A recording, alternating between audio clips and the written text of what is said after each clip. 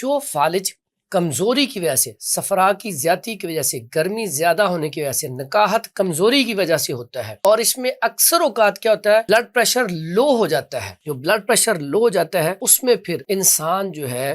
اس کے اندر کمزوری لاحق ہو جاتی ہے، اور یہ جو بلڈ ہوتا ہے فالج، یہ بلغم کی زیادتی کی وجہ سے ہوتا ہے، ٹھیک ہے۔ اس میں گرمی نہیں بلکہ بلغم کی زیادتی جو ہے وہ اس کا سبب بنتی ہے۔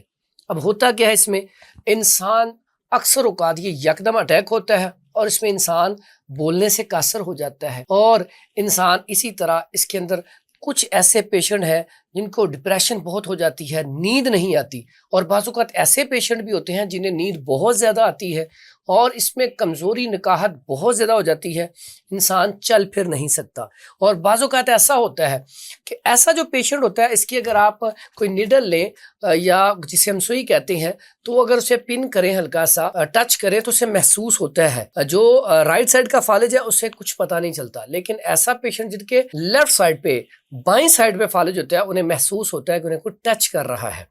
تو اگر کوئی چٹکی کاٹے گا اسے پتہ چلے گا۔ لیکن اس میں نکاحت کمزوری بہت زیادہ ہو جاتی ہے، بی پی بہت زیادہ ڈاؤن ہونے کی وجہ سے یہ ہوتا ہے۔